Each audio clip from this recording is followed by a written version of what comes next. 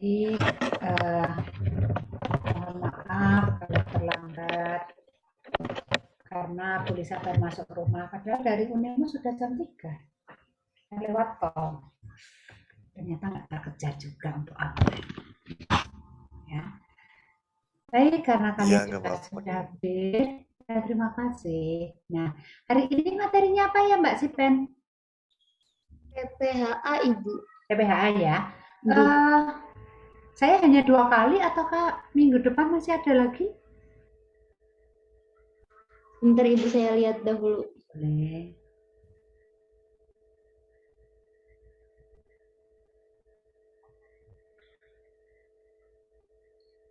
Bisa on cam? Mbak, Mas? Bisa udah ngebut loh ini tadi.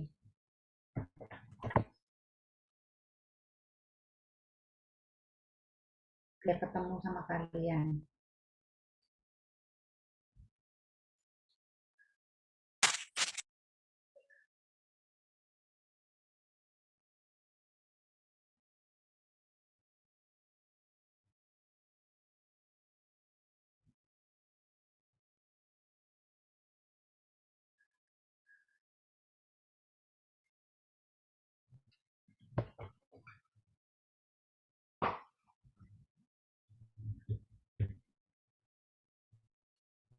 Baik, mungkin nanti saya bisa bantu cek karena lupa ya.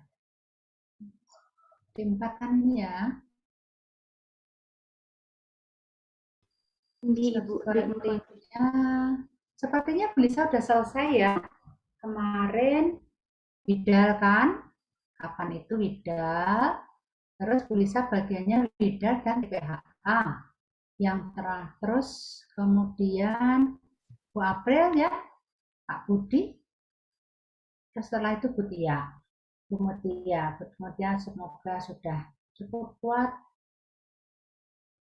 setelah melahirkan untuk bisa memberikan kuliah kepada kalian. Baik, saya akan share screen sebentar.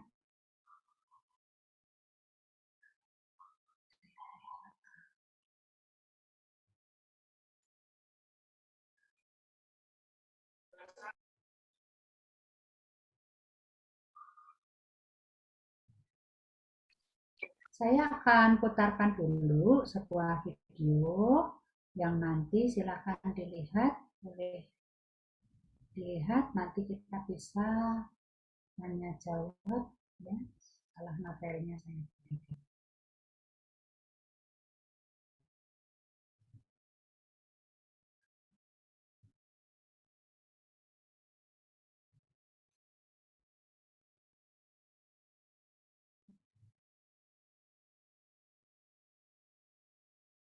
Ini sengaja memang saya sembunyikan suaranya, tapi yang jelas kita menyiapkan alatnya yaitu microgrid, di mana microgrid ini ada kodenya huruf A sampai H dan 1 sampai 8 angka, dan kita juga harus menyiapkan diluent yang warnanya oranye, juga ada reagen yang namanya test cell maupun control cell yang ketika akan kita gunakan harus dikocok kuat terlebih dahulu supaya eritrosit yang ada di dasar botol tersebut bisa bisa homogen ya. Nah, kemudian nanti kita akan mempipet di mana ini nanti prosedurnya bisa ada di PPT-nya ya. Kalian lihat dulu saja untuk cara-caranya. Nanti kita diskusi.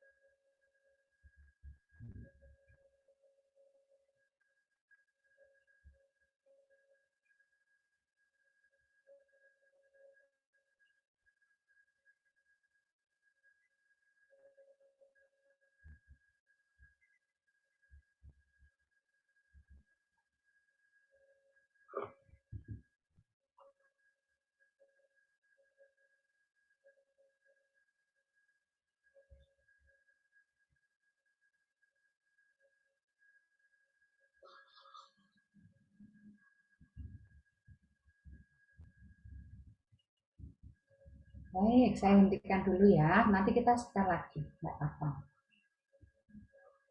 Oke. Nah, sebagai pendahuluan, tadi pakai film-film dulu ya. Saya buka untuk perkuliahan hari ini. Assalamualaikum warahmatullahi wabarakatuh. Anak-anak semuanya sehat. Warahmatullahi Waalaikumsalam. wabarakatuh. Sehat Ibu, alhamdulillah. Sehat semua ya. Waalaikumsalam. Alhamdulillah Ibu Alhamdulillah Ibu sehat. sehat. Tadi saya sempat baca berita hari ini nanti atau tadi ya, akan ada gerhana bulan setengah gitu ya, atau berapa enggak. Di tempat saya sudah hujan tadi, tapi saya tidak terkena hujannya. Bekasnya ada ya. Suara saya masih bisa terdengar ya? Masih Ya. bisa Ibu. Saya akan share screen untuk PPT-nya. Nanti saya akan cerita, nanti kita ulang lagi lihat videonya supaya lebih jelas ya. Nanti beberapa hal untuk bisa kita diskusikan bersama.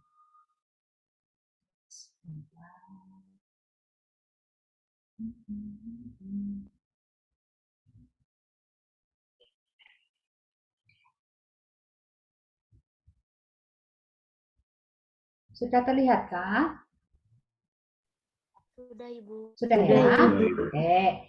Hari ini kita belajar tentang TPHA, yang mana kita tahu bahwa TPHA itu singkatannya dari Treponema Heme Agglutination Assay ya. Disingkat TPHA merupakan suatu pemeriksaan serologis untuk diagnosa sifilis. Tetapi ini kurang sensitif bila digunakan sebagai screening pada tahap terjadinya awal atau masih pada fase primer penyakit sifilis ya. Karena untuk tes screening kita biasanya menggunakan VDRL atau RPR ya, dan apabila hasilnya reaktif tentu akan dilanjutkan dengan pemeriksaan tes TPHA ini sebagai konfirmasi.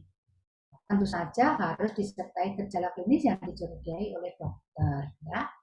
Nah, metode hemagglutinasi ini merupakan metode yang indirect ya, untuk mengetahui atau mendeteksi adanya antibodi yang spesifik khusus untuk Treponema pallidum ya, di mana penyakitnya disebut pada penyakit sifilis yang merupakan salah satu penyakit menular seksual, ya. Di mana di sini prinsip pemeriksaannya adalah adanya antibodi treponema pallida nantinya akan bereaksi dengan antigen treponema yang menempel pada eritrosit. Biasanya digunakan eritrosit ayam atau kalkun atau domba. Nanti akan terbentuk suatu aglutinasi dari eritrosit sehingga dinamakan hemaglutinasi karena hem itu kan dari darah, ya. Nah, bahan alatnya itu ada mikropipet, ada reading mirror. Reading mirror itu digunakan untuk membaca hasil, ya. Ada diluent atau larutan pengencer. Kalau di dalam kit reagennya itu habis, kita bisa menggunakan NaCl fisiologis. Ada larutan sel kontrol, ya, ada larutan T-sel, sel tes, ya. Ada juga sebenarnya kontrol negatif maupun kontrol positif. Sekalipun jumlahnya kontrol negatif positif ini biasanya lebih sedikit, sehingga seringkali kalau kita tidak menggunakan juga tidak menjadi masalah. Ya. Nah, di sini larangannya adalah kita tidak boleh menggunakan serum yang hemolisis karena dapat mempengaruhi hasil pemeriksaan. Karena pemeriksaan itu hasilnya nanti warnanya merah-merah. Kalau lisis kan jadi nggak tahu merahnya dari apa, apakah dari hasil reaksinya ataukah dari sel darah merah yang spesimen atau serumnya, ya. Atau juga bisa menggunakan cairan otak, tetapi kalau kita menggunakan cairan otak, maka ini harus disentrifus lebih dahulu, ya. Cairan otak mengapa bisa digunakan? Karena untuk tahap infeksi dari treponema pallida atau penyakit sifilis itu bisa sampai ke dalam atau menyerang sampai ke otak di stadium 4. Sehingga uji TK ini akan menunjukkan hasil reaktif setelah 1-4 minggu setelah terbentuknya luka gangren gitu, ya. Ada perlukaan pada salah satu organ yang dimana di awal dari infeksi ini biasanya yang terlihat adanya perlukaan itu adalah di bagian alat vital atau alat kelamin, ya. Nah, alat yang kita pakai adalah mikroplate, ya. Mikroplate ini isinya 96. Jadi di sini ada tulisannya 1-12 deret atas, ini 1-12 angkanya, karena ada 12 sumuran atau 12 lubang, dan kemudian yang deretan ke bawahnya ada 8, ini adalah A, B, C, D, E sampai H, ya. Dan ini dasarannya kalau dilihat di bagian bawah ini bentuknya V, karena ada yang alasnya datar, biasanya digunakan untuk pemeriksaan HIV, ada juga yang alasnya itu bentuknya melengkung, ya, biasanya untuk tes hepatitis. Nah, di sini nanti sebenarnya ini bisa digunakan untuk banyak sekali pasien, itu bisa, ya. Banyak sekali pasien ini bisa karena ini ada 96 sumur. Jadi ada pengenceran bisa ditaruh di lubang 1, kemudian kontrol selnya di lubang 2, kemudian kontrol positif, kontrol negatif, baru kemudian tesnya sampai ke sana. Nah, ini bisa pada banyak pasien, ya, atau banyak serum, ya.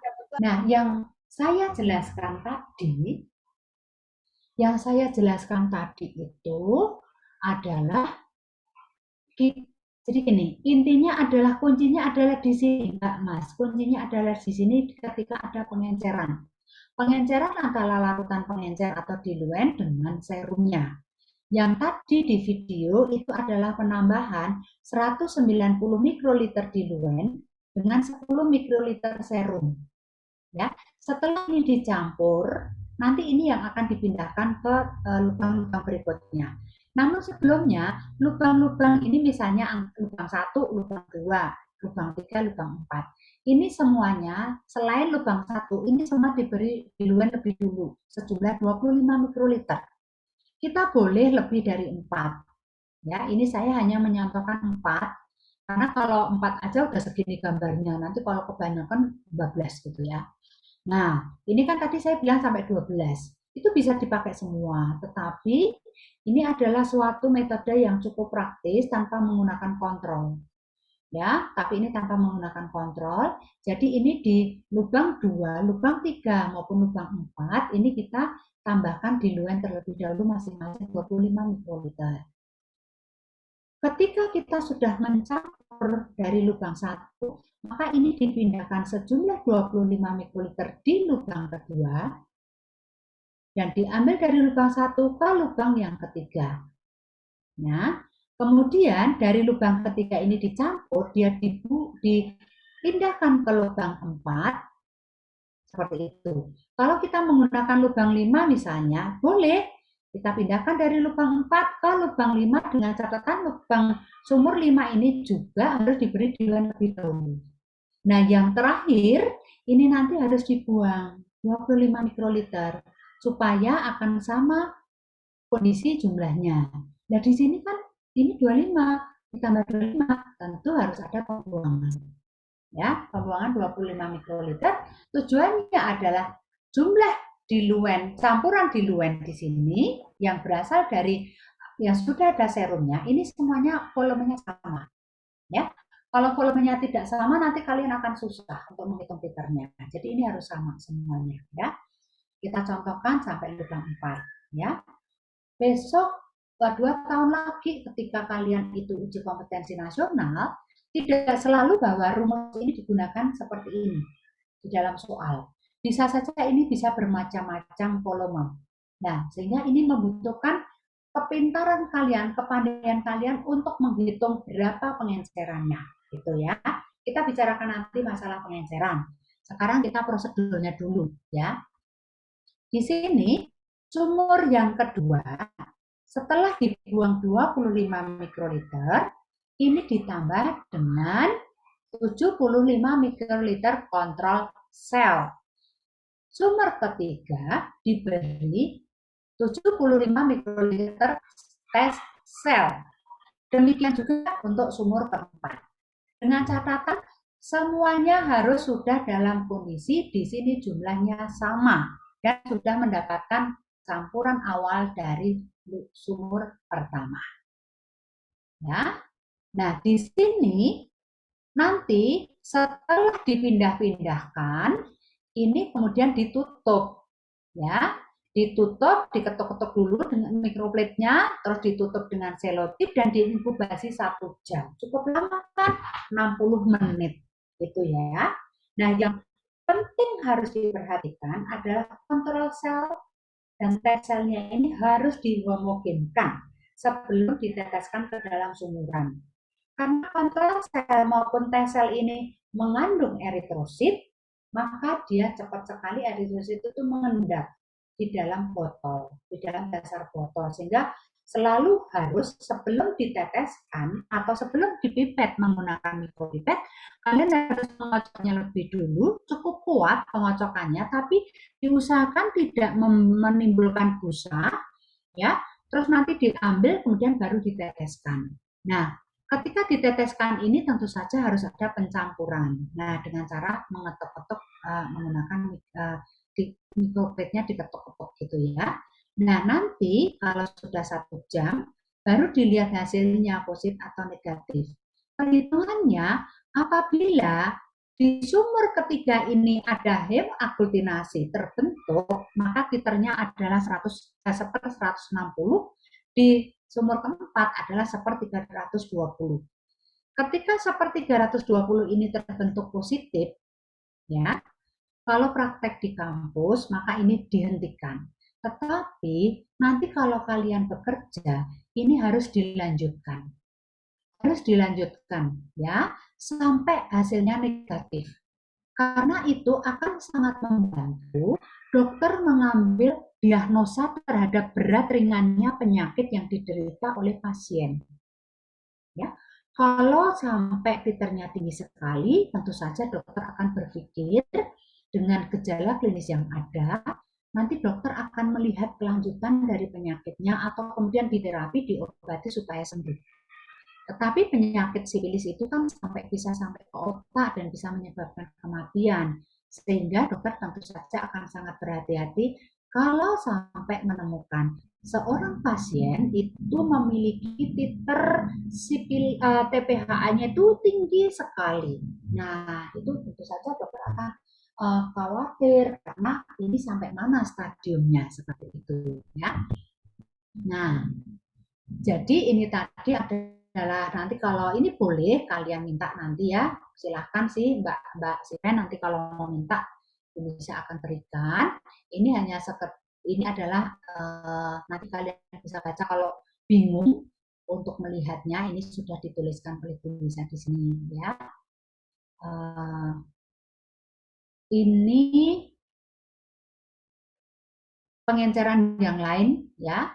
Ini pengenceran yang lain supaya kalian bisa beda di sini. Ini 190 sama 10 ya. Terus ini ada pengenceran lain itu 1 tetes serum di lubang 1 ya. Nah, seperti itu. Terus kemudian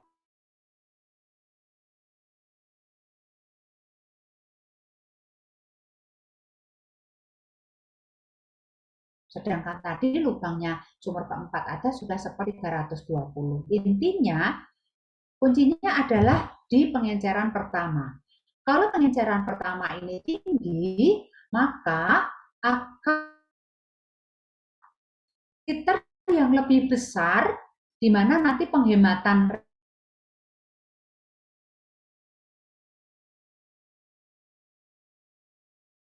terus di kalau kerja itu kan hemat ya, hemat ongkos gitu ya. Nah ini kuncinya di sini di teselnya ini gitu ya. Oke, terus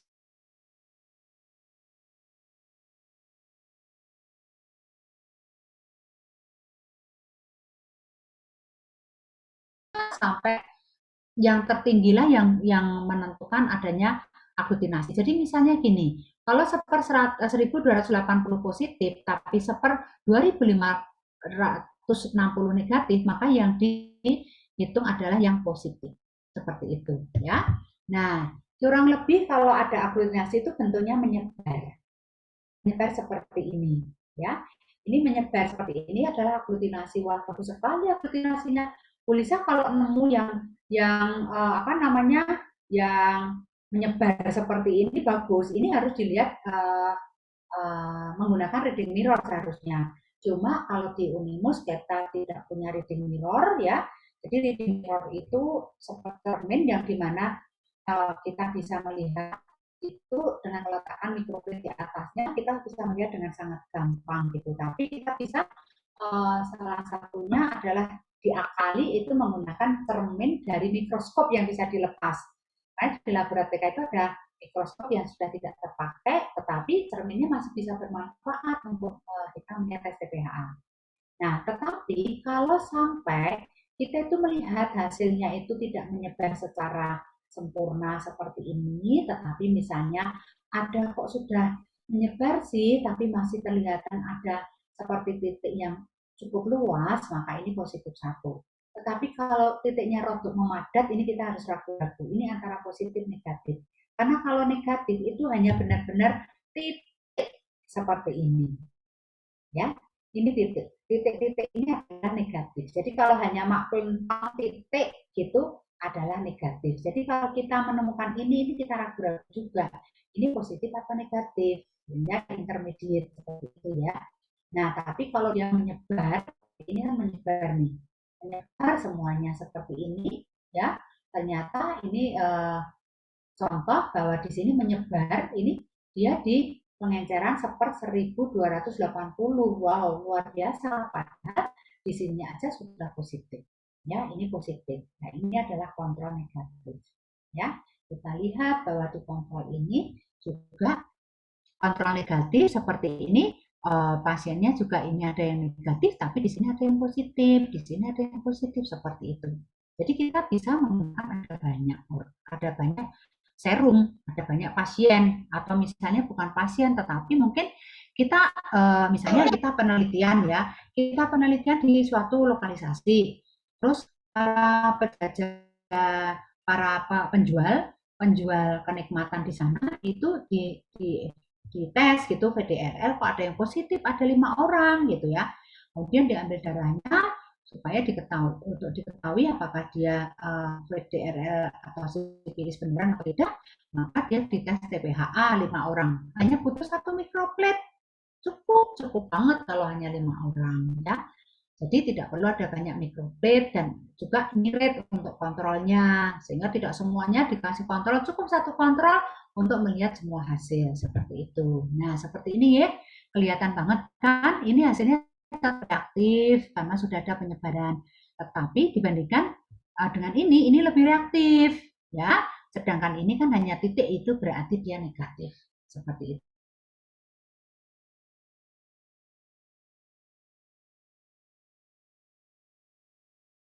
Ada sebarannya ini kalau hitam putih seperti ini ya.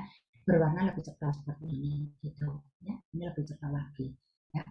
Supaya besok kalau kalian rutin laboratorium bisa praktek. Nah, kalau di antara kalian itu mau praktek, kemudian punya kenalan di rumah sakit, atau saudara atau orang tua yang bekerja di rumah sakit, dan di situ ada serum misalnya, penderita sifilis yang positif, boleh diambil serumnya, diminta untuk praktek dibawa ke laboratorium supaya kita tahu seperti apa kalau positif dibandingkan bukan negatif penyakit adalah yang aja gitu ya kan, pasti negatif gitu. Nah itu saja untuk fotonya. Kita lagi ya filmnya ya supaya lebih terang lagi. Oke, mana tadi?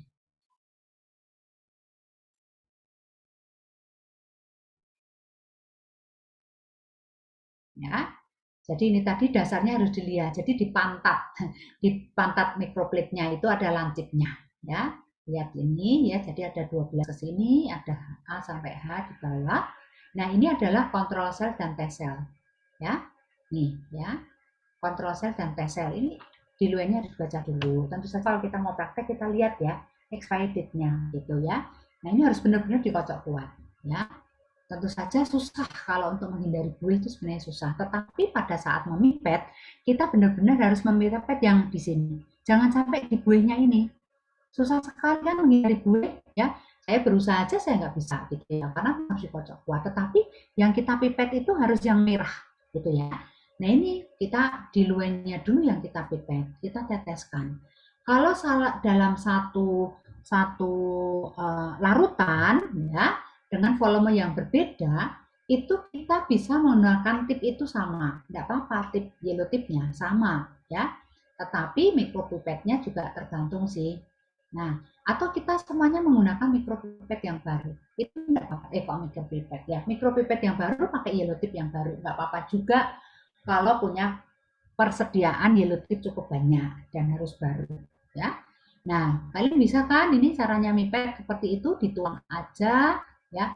Kalau memipet itu menghisapnya cukup pelan, tetapi kalau menuang harus cepat. Karena kalau tidak cepat, nanti akan ada yang banyak yang tertinggal di dalam yellow tip, blue tip atau white tipnya. Ya, jadi di ujung tipnya akan tertinggal banyak. Tertinggal banyak itu dalam arti sekian mikro gitu. Nah, kalau kita sumur 190 mikro dengan serum yang 10 mikro, kita campur dengan cara dihisap, ditarik, dihisap, ditarik seperti itu. Baru kemudian kita akan menuangkannya ke masing-masing sumur sesuai dengan volume yang ada. Ya, ketika berbeda maka juga hati-hati juga kalau kita akan menuang ya, seperti itu. Nah, ini tadi kan di sumur 2 sudah saya tuang nih, karena harus dibuang di sumur 2 ya. Terus saya ganti lagi yellow tipnya karena saya akan memipet dari sumur apa namanya, sumur berapa ini tadi ya? Sumur 2 ya. Oh, memindahkan ya, memindahkan lagi ya, dipindah. Nah, kalau dipindahkan, kalau masih sama pengenceran boleh tidak. Tetapi kalau berbeda volume, ini tadi saya memindahkan dari sumur 3 ke sumur 4. Nah, dari sumur 4 kemudian saya buang ya, karena saya hanya menggunakan 4 sumuran. Nah, yang pemberian kontrol sel itu di sumur kedua. Ini ditambah dengan kontrol sel ya. Nah, jumlahnya berapa? 75 mikroliter. Kalau sampai kita tidak punya mikropipet ukuran 75 mikroliter, kita boleh menggunakan yang ada. Jadi misalnya 25 3 kali atau 50 tambah 25. Nanti kita memungkinkan dulu ya dengan cara menghisap menuang ya ketika kita melakukan pemberian parutan yang terakhir. Nah, kemudian kita tambah T-sel masing-masing 75 baik di sumur 3 maupun di sumur 4 ya. Sambil lihat, Mbak Mas siapkan kertas ya. Siapkan kertas untuk nanti mencatat biar kalian bikin coret-coretan yang kalian dipaham. Karena saya nanti akan bicara tapi kalian yang menulis. Siapkan kertas, ambil pulpen sama kertas ya. Nah, ini tadi kan ditambah kontrol sel yang untuk sumur 2 dan di masing-masing sumur 3 dan 4 diberi T-sel dengan jumlah 75 mikroliter setiap sumuran.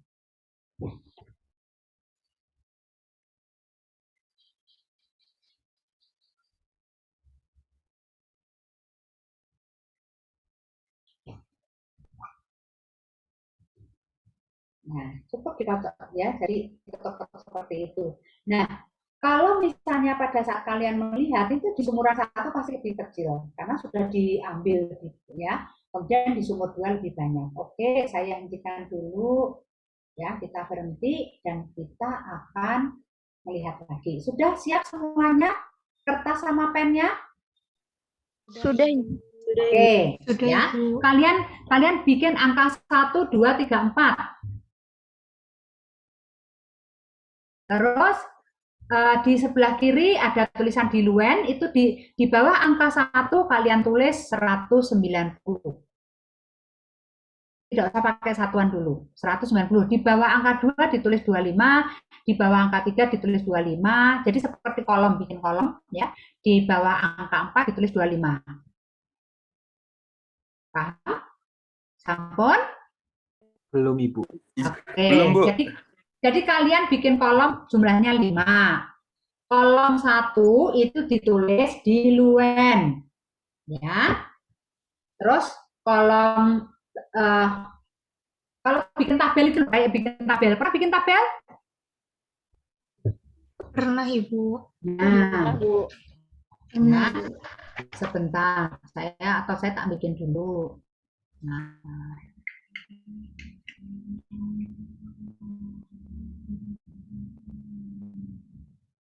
Oh, jangan bet ya.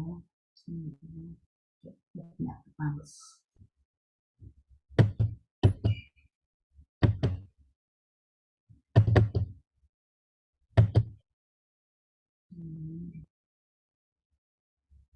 Saya share screen ya, biar cepat ya.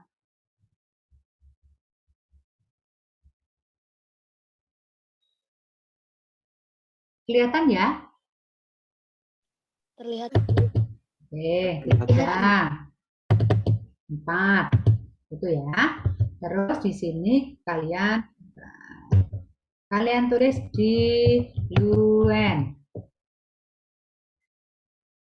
Terus di bawahnya ditulis serum. Nah, dan di sini di diluen itu di bawah diluen kalian tulis 190. Satuannya tetap mikroliter ya, tapi diabaikan ya. Saya nggak usah nulis mikroliternya ya. Paham ya? Ini 25, terus 25. Udah? Kalian harus nulis biar paham. Sudah? Oke. Terus di sini ditulis 14. Ini ditulis 10. Oke, di sini nggak ditulis. Ini nggak ada nih, nggak dikasih kan, nggak dikasih serum kan. Oke, sudah ya. Nah, sekarang mau saya hitung dulu pengenceran. Ini saya tulis P besar pengenceran artinya ya. Tulis sendiri ya. Nah, di sini ini pengencerannya berapa? Seberapa?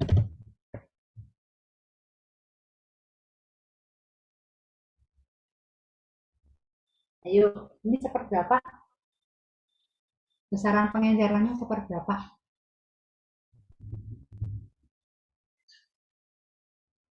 Ayo, ada yang tahu? 1/2. 1/20. Karena 19 ditambah 1 adalah 20. Paham? Paham, Bu. Nah, oke. Terus tadi yang di sini kan dipindah ya? Iya, Bu. Dipindah 25. Iya. Ya. Oke, ini P kecil, P besar. Ini adalah dipindah. Gitu ya. Dipindah. Dipindah berapa tadi? Dari sumur sini ke sini. Dari sumur 1 ke sumur 2 berapa? 25. 25 ya. Saya tulis 25 ya. 25. Iya, Terus dari sumur 2, dari sumur 1 ke sumur 3 berapa? 25. 25. Terus dari sumur 3 ke 4, 25. 25. Nah, ya. Nah, terus tadi dari sumur 1 ini kan dibuang nih. Yang sumur ini saya tulis gini, dibuang. Gitu ya. Ini dibuang 25. Betul? Betul, Bu. Nah, ini karena jumlahnya dibuang 25 sehingga jumlahnya ada berapa di sini? Terakhir? 25. Hah? 50. Loh, ini kan 25. jumlahnya 25 kan? Ah, 25 ya? Oh iya, Bu. 25. 25.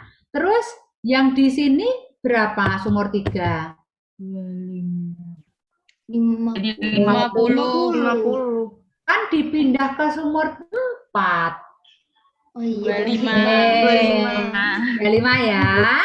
Terus yang ini tadi ini sumur 4 tadi kan dibuang nih. Iya, dibuang Oke, dibuang 25. Berarti di sumur 4 jumlahnya berapa? 25. 25. Nah, sama ya. 25. Iya, Ibu. Oke, ya. Tapi ini kan campuran antara serum dan diluent. Sumuran 1 dengan diluent. Ya. Jadi campurannya adalah ini isinya kan campuran nih. Jadi saya blok ini berarti dia isinya campuran. Ya. Jumlah campuran gitu ya. Jumlah campuran. Balik dong 10. Nah, paham ya jumlah campuran masing-masing 25. Terus berarti ini pengencerannya berapa? Pengencerannya berapa? P. Biar sama. Berapa pengencerannya? 1/40. Dari mana? Dari 1/20 dikali 2, Ibu. Oke, pintar. Jadi ini pengencerannya adalah 1/40. Dari 1/20 dikalikan setengah. Dikalikan 1/2. Karena ini kan jumlah awal diluennya 25. Ditambah campurannya 25. Ya kan? Ditambah campuran 25 atau ini tadi? Ini kan sudah ada diluen. Terus dapat 25 toh dari pindahan. Iya, Ibu. Dari sini ke sini 25. Berarti 25, saya tulis ini ya. 25 ditambah 25 ini kan sama dengan 1 dibanding 1. Sama dengan kan 1 dibanding 1. Ya kan? Sama dengan setengah. Guys, paham? Sampai di sini dulu. Paham, Bu. Paham? Ada yang masih belum paham? Paham, Ibu. Paham ya? Oke. Yang ini berapa? Ini seperberapa?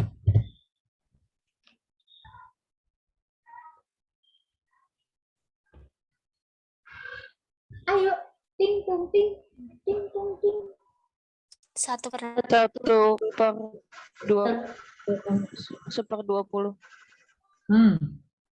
1/20 itu tadi yang P loh, yang P awal di sini loh. 1/160. bukan, Bu. Per 80, Bu. Per 80. Ulangi ya. Iya. Per 160, Bu. Oke, ada yang 80, ada yang 160 ya. Coba diulangi lagi. Tadi awal dikasih diluent 25. Ya. Sama kan? Semua sama ya? Dikasih diluent 25. Sama, Bu. Dari lubang 1, dari sumur 1 dipindahkan 25 ke sumur 2. Dari sumur 1 dipindahkan 25 ke sumur 3. Dari sumur 3 dipindahkan 25 ke sumur 4. Kan begitu toh? Iya, Ibu. Iya. Jadi ini berapa? 1/40. Seperempat puluh. Kan sama dengan sumur 2. Dari sumur 1 dipindah ke sumur 2. Dari sumur 1 dipindah ke sumur 3. Ayo. Paham-paham? Paham, Ibu. Paham. Paham, Ibu. Nggak bingung kan? Ya. Jadi yang dari sumur 1 itu pindah ke sumur 2 dan 3 masing-masing 25. Nah, yang dari sumur dari sumur 3 dipindah ke sumur 4. Ini dan seterusnya seperti itu. Dan seterusnya kalau mau ke sumur selanjutnya, dia akan ke sumur selanjutnya. Cuma di ini nanti kalau praktek di laborat hanya berhenti di sumur 4 sehingga perlu ada pembuangan 25 di sumur 2 dan sumur 4. Karena kita hanya berhenti di sumur 4. Oke? Paham? Paham, Ibu. Nah, sekarang pengenceran yang di sumur 4 berapa jadinya? 1/80. 1/80. Pinter. Nah, sekarang kita akan memberikan kontrol sel. Ya, ada juga yang namanya T-sel. Nah, kontrol sel itu diberikan ke sumur 2 saja sejumlah 75. Sedangkan T-sel itu dipindahkan ke sumur diberikan ke sumur 4 dan sumur 3. Sinyalnya ibunya ya. Tadi Maaf, Bu, sinyalnya barusan putus, Bu. ngadet-ngadet, Bu, putus sinyalnya. Oke, iyalah. Mohon maaf, Bu Lisa rumahnya di gunung. Ya, kendala banget nih. Nah, biar termat semuanya. Oke. Nah, berapa nih? Ya, kontrol sel kita berikan ke sumur 2 sejumlah 75. T-sel kita berikan ke sumur 3 dan ke 4 masing-masing 75. Terus jadinya berapa ini pengenceran titernya di sumur 2?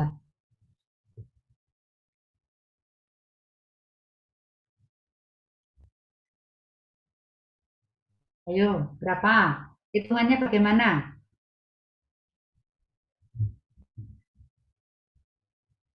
Ada yang bisa membantu saya untuk menjawab?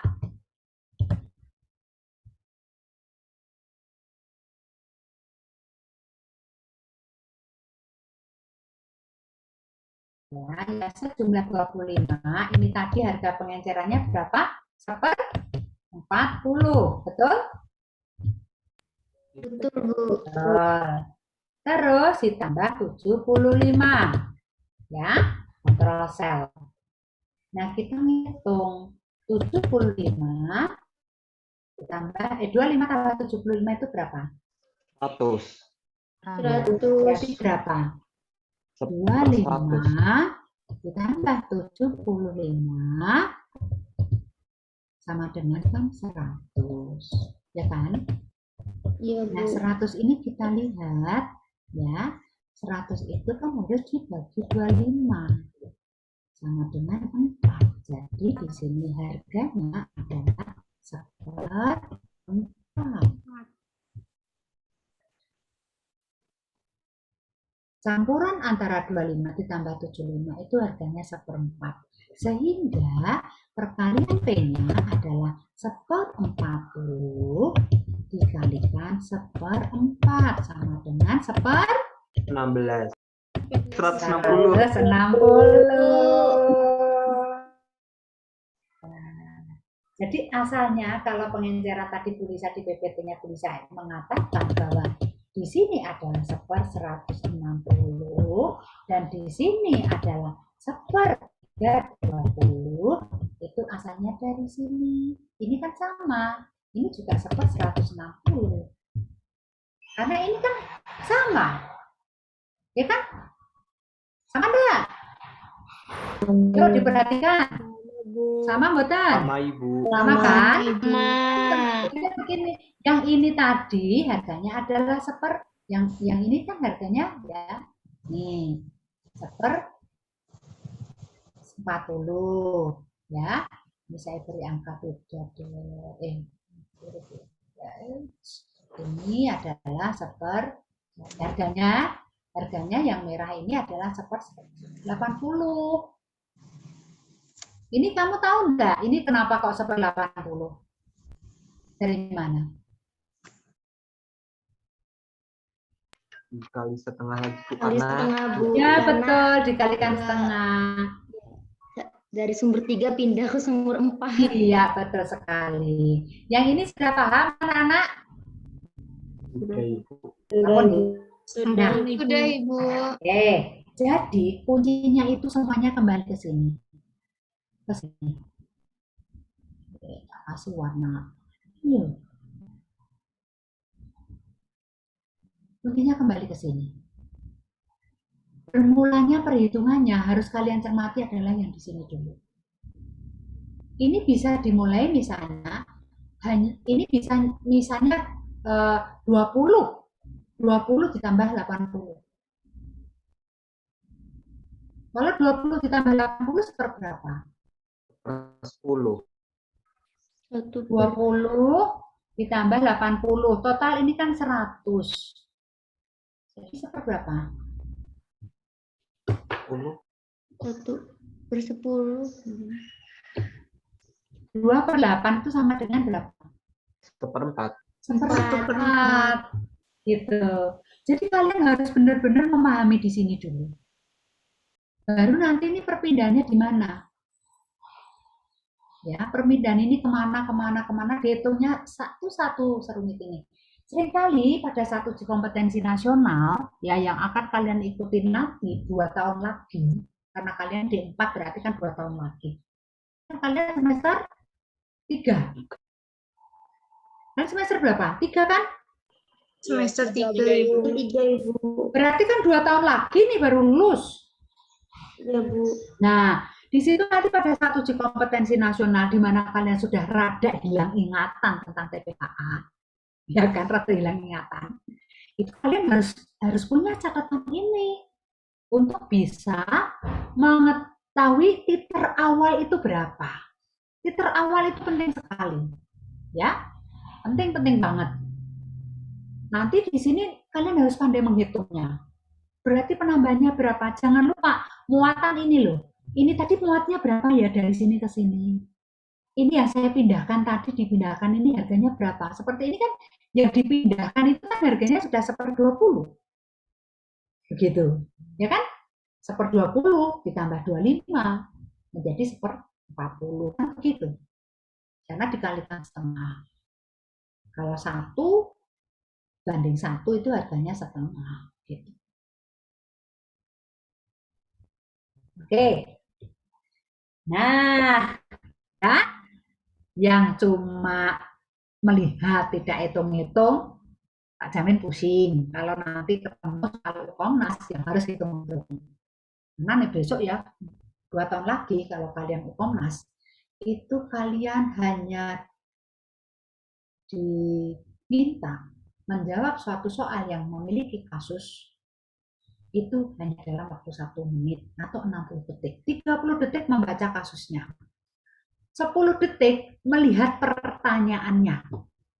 20 detik menentukan jawabannya. Keren kan? Dan UPOMNAS-nya kalian akan ikuti selama 3 jam dengan jumlah soal 180 soal. Dan 180 soal itu bisa dimulai dari soal semester 1 sampai semester 7. Keren. Nah, makanya karena kalian adalah mahasiswa COVID, mahasiswa musim pandemi, yang mana belum sampai sekarang belum ketemu kan sama dosen, belum temu tatap muka dengan dosen, belum masuk laboratorium, masih pusing. Alatnya sebesar apa, bentuknya bagaimana, kadang masih belum tahu gambarannya. Nah, sehingga perlu ada catatan-catatan kecil ya. TPH ini penting banget untuk dicatat karena seringkali soal yang dikeluarkan oleh dosen di institusi lain di Indonesia, karena soal itu dihimpun dari seluruh Indonesia, dari Aceh sampai Papua. Belum tentu masing-masing dosen di sana itu menggunakan metode pengenceran yang sama. Bisa saja metode pengencerannya berbeda. Contoh misalnya di Sumo 1, 25 ditambah 75, berarti angkanya cuma 1/4. Tadi Bu Lisa bikin 190 tambah 10, jadi 1/20. Nah kalau 25 ditambah 75 berarti 1/4, kan begitu. Ya, 75 diluen tambah 25 serum menjadi 1/4. Bisa saja 80 diluen 20 serum menjadi seperberapa? 1/4 juga. Tapi ada yang mengatakan 10 mikro ditambah 9 mikro menjadi 1/10. Jadi semuanya tergantung dari pengenceran pertama, penambahan serum dengan diluennya. Begitu. Oke, ada pertanyaan? Silakan kalau ada yang bertanya. Ada yang bertanya. Ibu, izin bertanya. Mengapa 25 masih bingung mengapa 25 mikro di sumur kedua sedangkan sumur 1 itu bagaimana menjadi titik setengah? Sebentar. Oh, ini tadi sudah ya? Yang nanya tadi siapa? 001. Saya, Ibu. Kosong. Ya, Gimana Nuki? Sudah paham belum Nuki? itu sebelum saya bertanya, sebelum Ibu menjelaskan bagian. Oh ya, enggak apa-apa. Anissa gimana? Sudah ya? Yang dicat tadi Nis? Paham, 07. Paham ya? Oke, saya senang kalau kalian sudah paham. Tapi pakai nulis-nulis toh, kalau nggak nulis sendiri pasti nggak bisa. Cuma melihat catatannya Bu Lisa belum tentu kalian itu, tapi begitu nulis kalian, oh ya ini hitungannya dari sini, bikin catatan kecil gitu loh. Oke, ada pertanyaan yang lain? Ibu izin bertanya.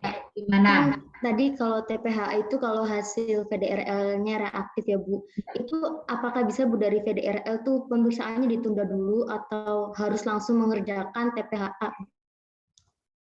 Jadi ketika seorang pasien datang, biasanya dokter curiga dia menderita sifilis di sana, maka dilakukan pemeriksaan VDR dulu untuk screening, yang tes penyaring.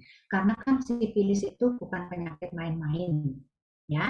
Artinya itu kan penyakit menular seksual. Coba bayangkan kalau yang datang adalah ibu-ibu, ya, berhijab, benar-benar ibu-ibu gitu ya, nggak pernah kemana-mana, datang ke dokter karena di organnya itu ada perlukaan. Dokter, aduh, kok luka sampai kayak gini ya, gitu. Jadi lukanya itu bisa di labio mayor, bisa sampai labio minor, bisa sampai masuk ke dalam, bisa sampai juga merusak organ di dalam yang masuk ke atas gitu.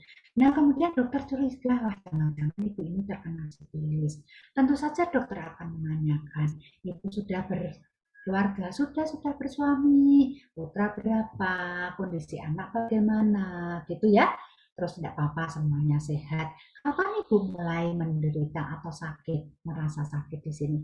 Oh baru sekian, mungkin berapa lama diceritakan. Periksa darah dulu ya Bu.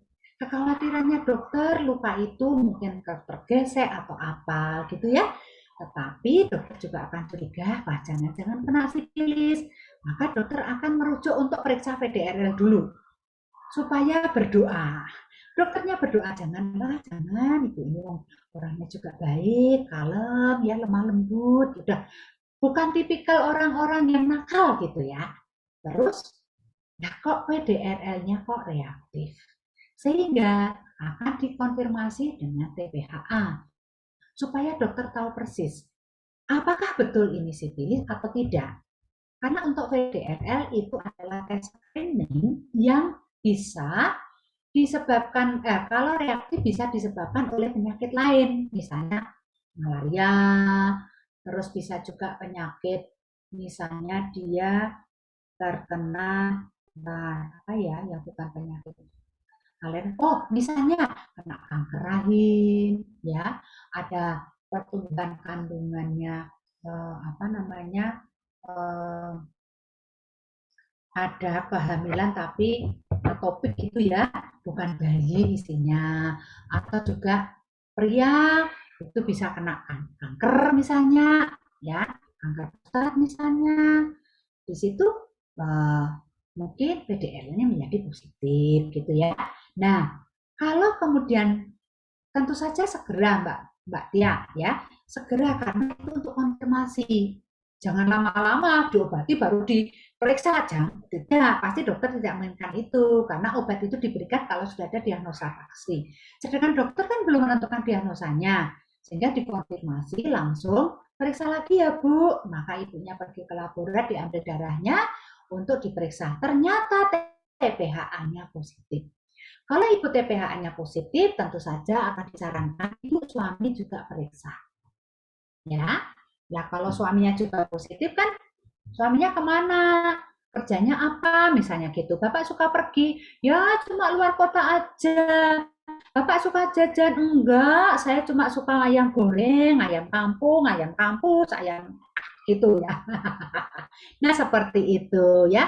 Banyak kejadian seperti itu. Ketakutan dari kekhawatiran dokter atau kesehatan yang lain itu juga adalah kalau sampai kemudian ibu ini dalam keadaan hamil, tentu saja kekhawatirannya anak yang akan dilahirkan karena ibunya sifilis positif, anak bisa lahir dalam kondisi tidak sempurna. Gitu, ya. Tentu saja tidak ada satupun orang tua yang menginginkan anaknya lahir dalam kondisi seperti itu. Nah, apalagi misalnya ternyata sifilisnya sudah berada di stadium yang lanjut. Bisa menimbulkan kebutaan, bisa menimbulkan kejiwaan karena dia bisa menjadi gila kalau sampai diobat. Ya, jadi bisa penyakit itu sifilis itu bisa merambah ke atas. Jadi dia larinya ada ke atas. Awal mula adalah dari luka di kelamin, biasanya di alat kelamin, kemudian bisa merambah ke atas sampai ke bawah. Gitu. Kayak Julius Caesar itu ya, yang kaisar zaman Romawi itu ya, yang terkenal banget itu kan dia matinya karena sifilis sampai stadium 5 karena sudah sampai di otak. Gitu. Itu Mbak Tia. Ya Ibu, baik, terima kasih Bu. Nah, seringkali pengalaman Kulisa waktu dulu sekali zaman lama gitu ya. Itu kalau zaman dulu ya, kalau sekarang yang namanya lokalisasi atau tempat pangkalnya orang-orang pekerja seksual, kita bicara kesehatan ya, bukan masalah agama ya. Jadi kita nggak bilang, ih jijik, nggak boleh ya. Nah, itu yang namanya lokalisasi ya. Zaman dulu itu ada yang namanya lokalisasi. Di situ ada suatu perkampungan di mana penghuni-penghuni kampung itu adalah orang-orang yang menjajakan dirinya untuk orang lain ya. Jadi dia pekerja seksual. Nah, di situ setiap periode tertentu dinas kesehatan itu akan datang kemudian mengambil darah para pekerja itu, diambil darahnya diperiksa VDRL-nya. Nah, VDRL-nya begitu positif dia harus diperiksa TPHA. Nah, begitu TPHA positif maka dia tidak boleh melayani pelanggan supaya tidak menularkan kepada pelanggannya. Nah, kebanyakan pekerja seksual itu kan para perempuan-perempuan, pelanggannya nggak ada yang perempuan, laki-laki. Nah, itu tadi ya, si bapak main ke situ, kena sama produsennya, ya, pelayannya di situ, penjajahnya di situ kena dan dia positif, bapaknya kena positif, bapaknya sampai dengan ibunya positif, tapi ibunya hamil, nah kayak gitu loh. Ya, yang seperti itu yang harus dihindarkan. Sehingga kalau sekarang kan lokalisasi hampir tidak ada dalam kata, tidak ada yang resmi. Yang tidak resmi mah banyak. Ya, mau dari yang tingkat RT sampai hotel bintang 7 tetap ada. Selama ada pelanggan, ada penjual. Selama ada penjual, tentu saja ada pembeli. Itu adalah lingkaran setan yang tidak boleh ditiru oleh siapapun. Ya, bahkan bukan hanya sekedar penjual gitu. Misalnya nih, kita nggak boleh tutup mata terhadap kenyataan yang ada di Indonesia. Pergaulan muda, ada yang suka bergaul rusak gitu ya. Pergaulannya dalam tanda petik mungkin imaninya kurang, dia bisa dengan siapa saja, dengan temannya, orang perempuan, dengan banyak orang, nah itu juga dia bisa mengalami kasus seperti ini karena yang cowoknya tadi mungkin dengan yang lain dengan yang lain, udah ruwet banget ya, kayak benang sulam dengan benang jahit, dengan benang bul, dengan benang kasur, pokoknya segala macam banget gitu ya.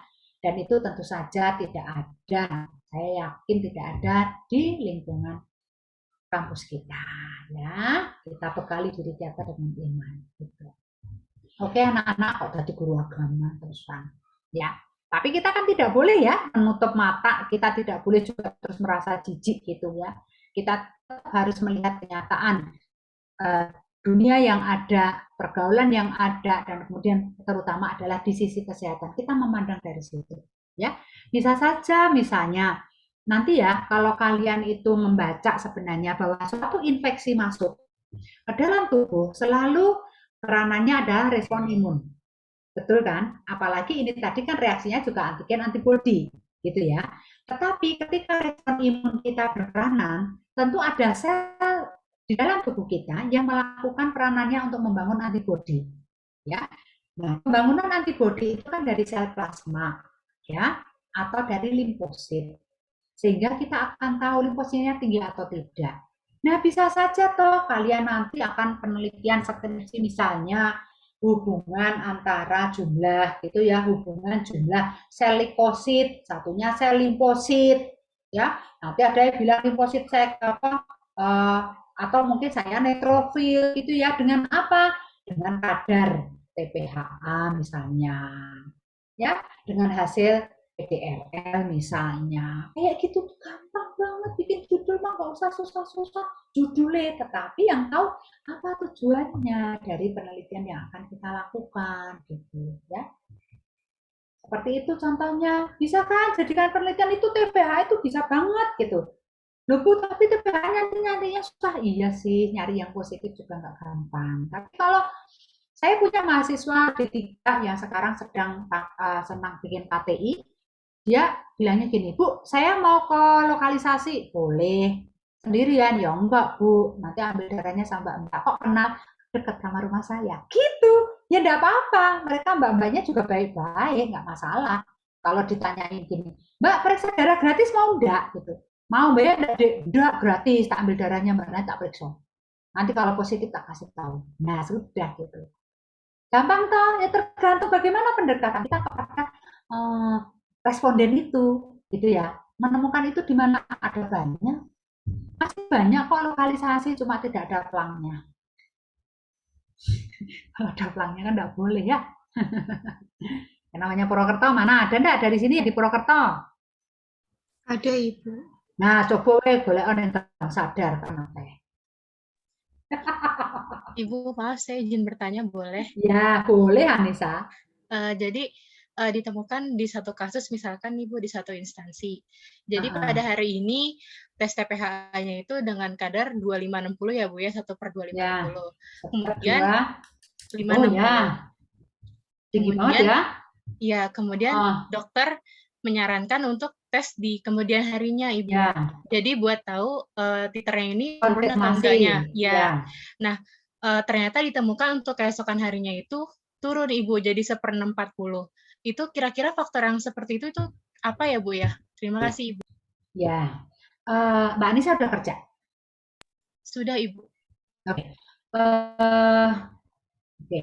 Kita kalau melihat di sini itu kita lihat dulu reagennya. Ya. Kalau ingin membandingkan mereknya harus sama. Karena sensitivitas masing-masing produk reagen juga berbeda merek bisa berbeda sensitivitasnya. Nah itu yang harus diketahui. Kalau misalnya Mbak Anissa nanti mau bikin skripsi, Mbak Anissa harus memperhatikan itu. Mengapa hanya dalam waktu 1 hari hasil yang 2.560 bisa menjadi 40? Kemungkinan sensitivitas salah satu reagen misalnya 160 tidak terlalu sensitif. Ya, jadi membacanya misalnya nih, membaca pada cahaya redup bisa berbeda dengan membaca pada cahaya terang kan gitu kan. Kalau di cahaya redup mungkin kita bisa melihat suatu semut yang besar. Tetapi ketika kita di cahaya terang, kita ke semut gula yang kecil pun kita bisa melihat. Maksudnya tulisan. Perumpamanya seperti itu ya. Jadi harus diketahui reagennya kira-kira sama enggak. Kalau misalnya ini nanti mau dijadikan penelitian, bisa loh gampang loh Mbak Anissa, yang lain nggak boleh nyontek. Jadi misalnya perbedaan hasil TPHA pada 2 reagen yang berbeda merek dengan sensitivitas yang berbeda. Coba nanti dievaluasi. Jadi mungkin ada uji evaluasinya, ya, evaluasi hasil TPHA pada 2 merek yang berbeda. Judul kan gampang kan? Itu. Tapi di situ kita harus mengupas tentang sensitivitas dari reagen. Gitu. Nah, gitu kira-kira Mbak Anissa. Ini kalau dokter kan juga bingung, janjinya bener ora. Nah, kadangkala kita menghadapi konsumen yang seperti itu. Dia takut, kemudian dia konfirmasi ke laboratorium, hasilnya berbeda. Terus dia menuduh laboratorium yang awal itu tadi. Wah, gara-gara laboratorium ini saya didiagnosa sifilisnya gitu. Padahal di laboratorium sana enggak gitu. Loh, jangan disalahkan laboratoriumnya, karena mungkin reagennya berbeda. Itu ada banyak hal seperti itu, ya, yang terjadi. Ya, tentu saja dokter juga akan mikir. Tapi kita sebagai orang ATLM, tentu saja kalau ada dokter yang komplain misalnya kok bisa hasilnya gini, coba dokter ditanyakan ke laboratorium yang itu tadi pasiennya itu apakah menggunakan reagen yang sama dengan yang kamu pakai, ya, karena sensitivitas kami 99% dokter.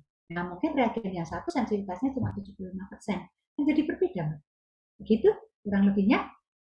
Oke, gimana Mbak Anissa? Baik, terima kasih Ibu. Sama-sama. Yang lainnya?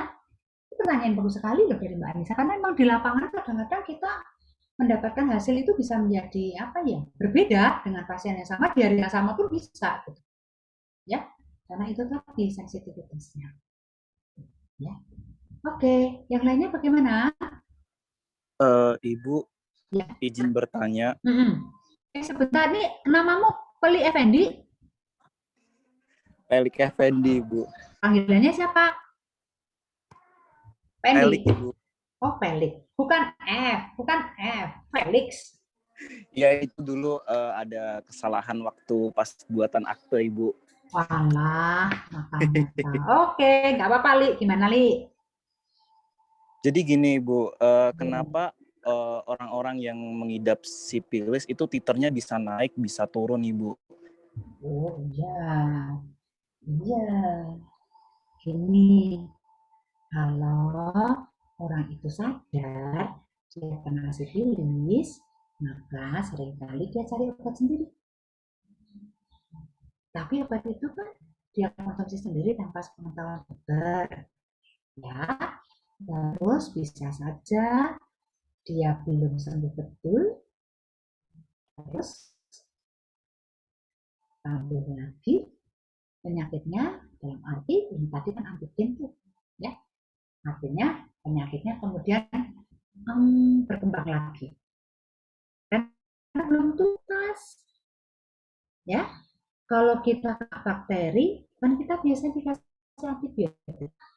Kalau cuma mengkonsumsi antibiotik sesuai dengan apa yang kita mau tanpa kemudian pemeriksaan darah lagi, yang menyatakan negatif, tentu saja belum tentu sembuh. Itu yang pertama. Bisa kambuh lagi karena belum sembuh, main-main lagi kan bisa. Atau belum sembuh, belum tuntas sembuh, sakitnya masih bisa kambuh lagi kan begitu ya. Terus bisa saja dia sudah terobati, mungkin dia sudah sembuh atau belum tuntas, dia main lagi. Karena infeksi tambah lagi, antigennya tambah lagi, kan bisa aja. Sehingga kalau diperiksa naik turun deh. Tapi kalau orang-orang yang pintar, dalam arti orang-orang yang pintar bermain, seringkali mainnya seperti itu. Tapi kalau misalnya nih, bukan selalu ibu yang baik ya, ada seorang ibu tentu saja dia tidak pernah kemana-mana, dia tertular dari suaminya. Kalau kemudian dia sembuh, suaminya tidak sembuh, seorang istri kan wajib melayani suami. Dia bisa sakit lagi juga. Jadi itu seperti sesuatu yang sesuatu yang memang harus benar-benar sembuh total dan jangan diulangi lagi untuk mencari penyakit yang sama. Kira-kira begitu, Li. Gimana? Baik Ibu, terima kasih untuk jawabannya. Iya, ya. Mudah-mudahan ya tidak penasaran. Ya. Yang penting kalau misalnya Li, kamu itu kenal sama orang yang kayak gitu ya, diingatkan untuk tidak mengulang kesalahan yang sama. Dan kalau memang benar-benar sakit, ke dokter spesialis, jangan ke dokter umum. Ya, tetap ke dokter spesialis penyakit kulit dan kelamin supaya benar-benar sembuh total. Kalau perlu ada evaluasi pemeriksaan laboratorium itu hanya 1 kali. Benar-benar dinyatakan negatif. Dan kemudian berhenti melakukan hal yang sama. Gitu. Oke ya, Li ya. Baik Ibu, terima kasih. Sama-sama. Yang lainnya bagaimana?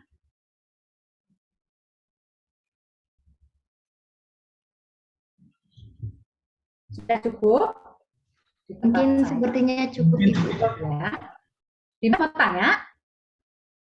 Enggak Ibu. Oke, karena di tempat saya masjidnya mulai akan mengingatkan kita jelang maghrib ya. Kita akhiri nggak apa-apa nggih? Supaya maghribnya tidak habis ya. Baik, anak-anak semuanya, semoga apa yang tadi Bu Lisa jelaskan ada manfaatnya untuk kita semua, menambah pengetahuan, siapa tahu juga mengundang ide nanti di semester 6, jelang semester 7, kalian akan membuat skripsi, ada ide-ide dari materi-materi ini, disilahkan untuk melanjutkan menjadi sebuah skripsi. Itu ya. Baik, kurang lebihnya kalau ada tutur kata dari Bu Lisa yang kurang berkenan, mohon dimaafkan. Kita akhiri pertemuan ini. Wassalamualaikum warahmatullahi wabarakatuh. Waalaikumsalam warahmatullahi wabarakatuh. Terima kasih Ibu. Tetap semangat ya, sehat selalu. Jangan lupa jaga protokol kesehatan. Ya. Saya izin live ya. Dadah Ibu.